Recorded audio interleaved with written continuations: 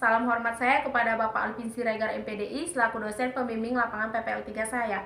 Perkenalkan, nama saya Fani Siswita, saya mahasiswa PPL 3 dari Universitas Islam Negeri Sumatera Utara, Prodi Bimbingan dan Konseling Pendidikan Islam, Fakultas Ilmu Tarbiyah dan Keguruan.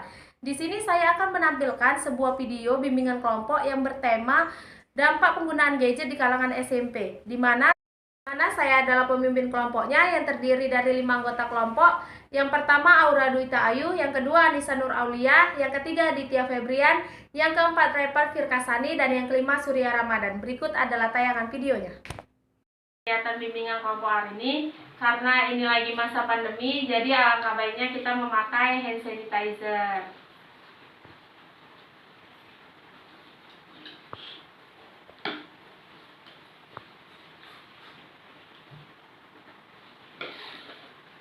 Assalamualaikum warahmatullahi wabarakatuh. Waalaikumsalam warahmatullahi wabarakatuh. Terima kasih kepada adik-adik sekalian yang sudah bersedia hadir ke rumah kakak untuk mengikuti kegiatan bimbingan kelompok pada hari ini. Apa kabar adik-adik semua? Alhamdulillah sehat, Kak.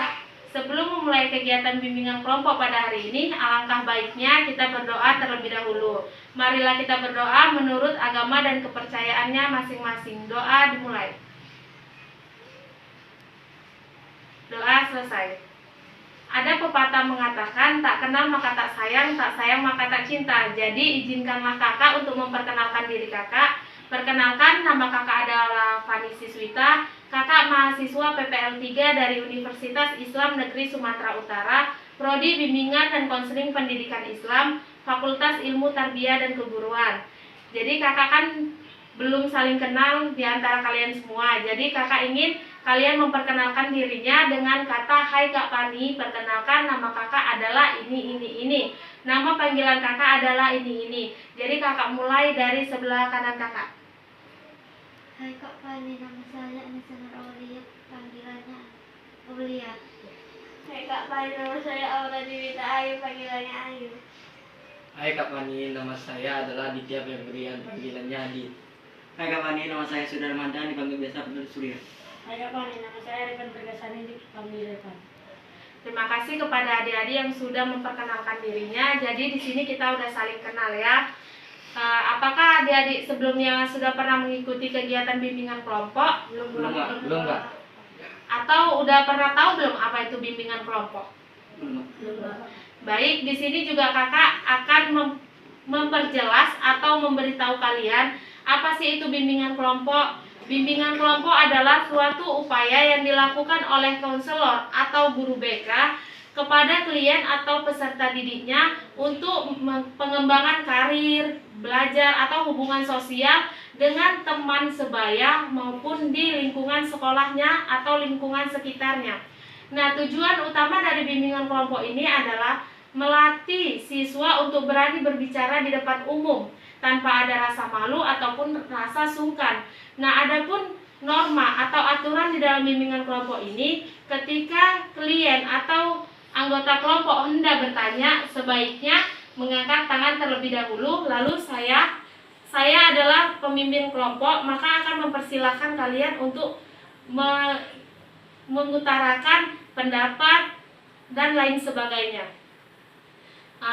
Di dalam bimbingan kelompok ini ada beberapa asas. Yang pertama itu adalah asas kerahasiaan, di mana arti dari asas kerahasiaan itu adalah apapun yang kita pecahkan di sini, yang kita entaskan di sini, setiap permasalahannya itu tidak boleh dibicarakan kepada orang lain, baik itu orang tua, teman, dan lain-lain. Yang kedua itu adalah asas kesukarelaan. Kalian datang ke sini tanpa ada paksaan dari siapapun.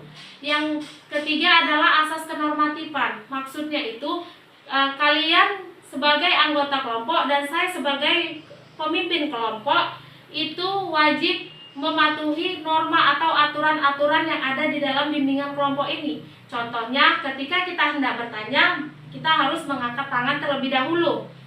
Paham?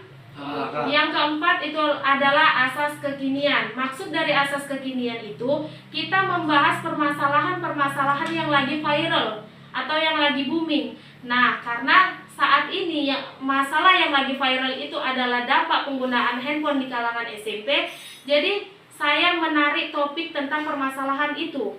Paham? Paham Kak. Jadi udah pada paham kan apa itu bimbingan kelompok? Sudah Kak. Sudah Kak. Nah, jadi di sini saya akan menjelaskan sedikit tentang topik permasalahan kita. Handphone. Sekarang kata handphone atau penggunaan handphone sudah tidak tabu lagi di kehidupan kita. Dulu kita mengatakan mother is everything for me, but now handphone is everything for me. Tahu maksudnya? Dulu ibu segalanya untuk kita, tetapi sekarang handphone segalanya untuk kita. Handphone is very important for us. Handphone itu sangat penting di kehidupan kita, ya kan? Iya. Ya, jadi di sini apalagi di kalangan SMP penggunaan handphone itu sangat lagi naik-naik daun. Disitulah anak SMP mulai candu menggunakan handphone. Memang tidak hanya di kalangan SMP aja, bahkan sekarang balita juga udah candu dengan handphone. Benar? Benar Kak. Jadi, apakah ada adik-adik yang ingin bertanya mengenai dampak penggunaan handphone? Jika ada, saya persilahkan. Saya Kak, apakah dampak positif penggunaan handphone Kak? Oh ya, bagus pertanyaannya ya. Apa sih Kak dampak positif dari penggunaan handphone? Nah, di sini saya mengambil 3 dampak positif dari penggunaan handphone. Itu saya baca dari berbagai buku ataupun media. Yang pertama itu adalah membantu kita dalam berkomunikasi. Maksudnya, kita ini lagi ada di Limbong, sedangkan kakak kita ada di tebing tinggi misalkan. Kita nggak harus ke tebing tinggi untuk mengetahui bagaimana kabar dia, apa yang dia lakukan. Kita cukup bisa menelpon dia, baik itu melalui aplikasi WhatsApp, Instagram, atau via seluler. Yang kedua itu adalah sebagai media hiburan. Ketika kita suntuk, kita bisa mengaplikasikan game yang ada di handphone kita. Misalnya sekarang di kalangan anak SMP ya, banyak ketika bosan main Mobile Legends atau Free Fire atau Candy Crush dan lain sebagainya. Yang ketiga itu menambah ilmu atau wawasan. Di handphone ada channel YouTube yang dia berbau tentang agama, tentang ilmu pengetahuan. Nah, di situ sekarang tergantung kita bagaimana kita akan mengaplikasikannya. Ketika kita dapat mengaplikasikannya secara positif, maka berdampak positif juga untuk kita. Paham? Apakah ada yang ingin bertanya? Apa sih Kak dampak negatif dari penggunaan handphone? Oh ya, pertanyaan Aulia sangat bagus. Tadi Ayu bertanya tentang dampak positifnya, maka ada dampak negatifnya. Nah, di sini juga kakak mengambil 3 dampak. Yang pertama itu membuat kita menjadi tidak fokus dalam belajar. Contohnya, ketika kita lagi belajar ini atau mengerjakan soal matematika, ada pesan masuk dari WhatsApp, otomatis secara spontan kita membuka handphone, membalaslah. Jadi kita kan jadinya chattingan, tidak melanjutkan pelajaran. Yang kedua itu prestasi jadi menurun karena kita tidak fokus belajar, otomatis dong prestasinya menurun. Dampaknya apa? Dimarahi oleh orang tua. Yang ketiga itu merusak kesehatan atau mengganggu kesehatan. Karena kita banyak menggunakan handphone, jadi kita itu sering insomnia, ya kan? Mungkin kalian juga seperti itu kan? Insomnia, susah tidur, itu kan sangat mengganggu kesehatan. Paham? Nampaknya sudah bosan ya. Gimana kalau kita main games? Gamesnya ini sangat menantang. Ini membutuhkan konsentrasi kalian. Ya, kakak mulai ya. Ini apel. Kalau ini apel. Kalau yang ini upil. Kalau ini Upil. Kalau ini Apel. Upil. Upil. apel. Oh. Ini apel. Kalau ini apel. Kalau yang ini upil. Kalau yang ini Apel. upil. Oh, alah. Sekali lagi ya, konsentrasi, jangan tengok tangan kakak, tapi perhatikan kalimat kakak, oke?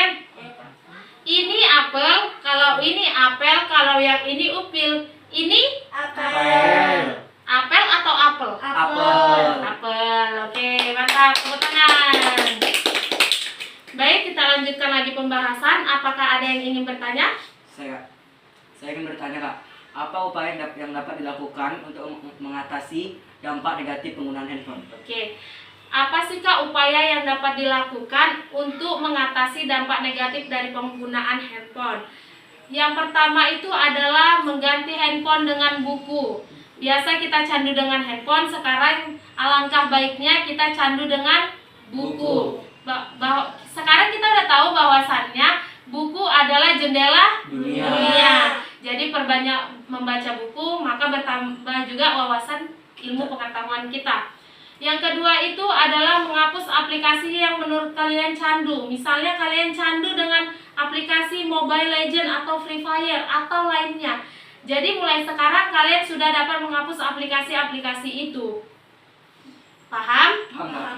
Dan yang ketiga itu adalah kemana-mana membawa buku. Karena kan buku ini kan macamnya kan bukan cuma buku mata pelajaran, tetapi sekarang udah banyak novel, karya Boy Chandra, karya lainnya, itu udah banyak ya kan.